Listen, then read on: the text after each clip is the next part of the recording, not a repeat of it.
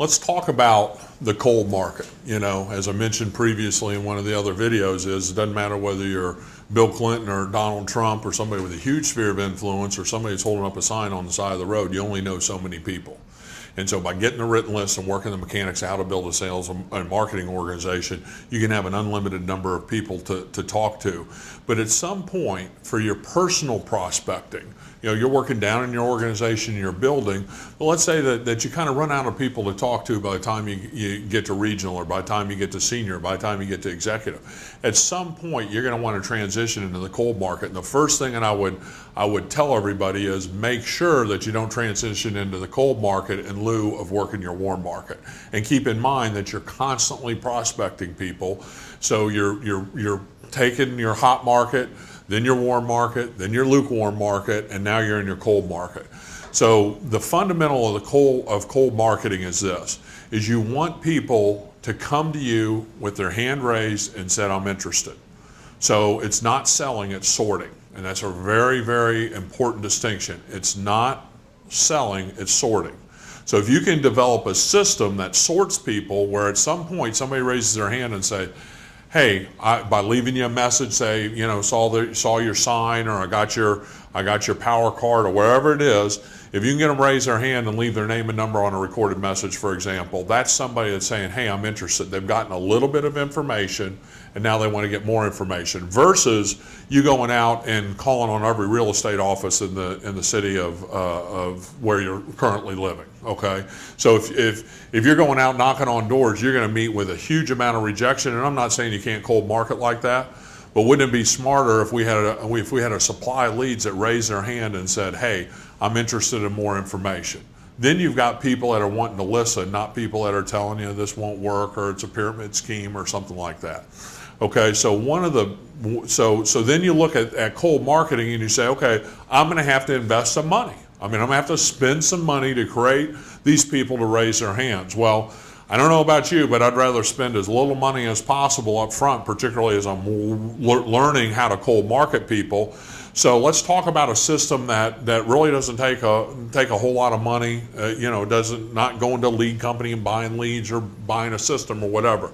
So just go to google.com and Google in something like Dallas Networking Group, okay? Or whatever your city is, or you could put Dallas Chamber of Commerce's or Chamber of Commerce or what have you. And so you're looking for groups that are already in existence that are business groups.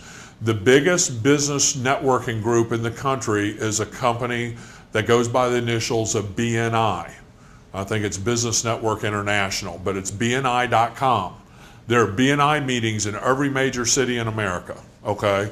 So you can you don't have to Google that one, you can just go to BNI.com, okay? And most of these networking groups have a set of rules, okay? So they'll allow you to come to a couple of meetings, and they'll even, in most cases, buy you lunch your first time, or maybe you have to pay for it yourself. But they have networking meetings, and these are aggressive entrepreneurs that are in a community that are looking to network with other businesses.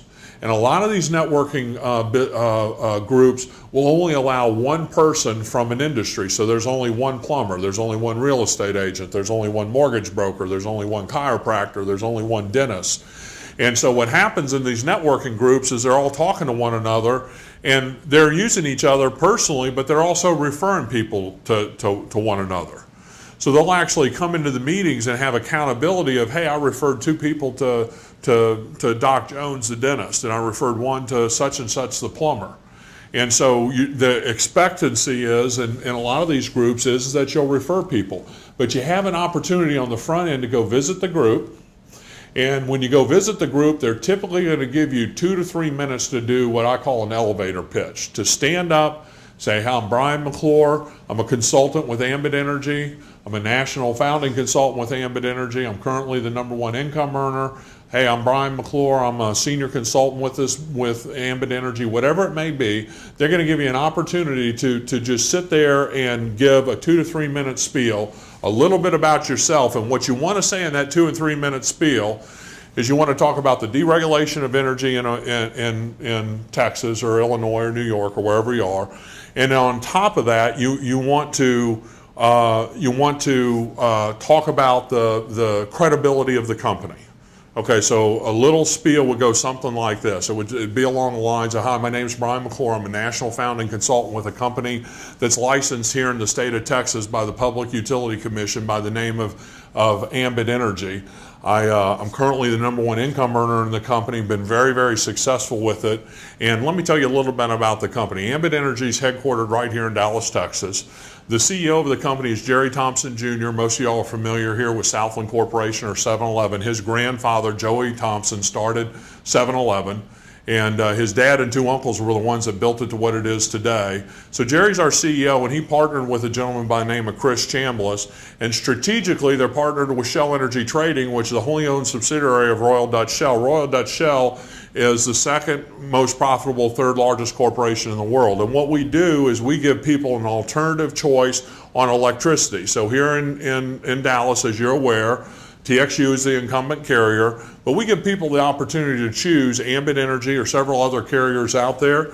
We offer rates that are lower than most. We offer them free travel. We give them a giveaway weekend. We give them a couple thousand travel reward points that act like frequent flyer miles for trying the service. And if they'll refer 15 customers that pay their bill in a given month, we'll give them up to their energy bill for free. In other words, we have a program where you can get your electric bill for free. So in a networking situation, that to me is the intro to have them come to you after the meeting, because what happens after the meeting, everybody passes around cards and everybody networks with everybody else. And the least you're going to do coming out of these network meetings is get a couple of people to sign up as your customers.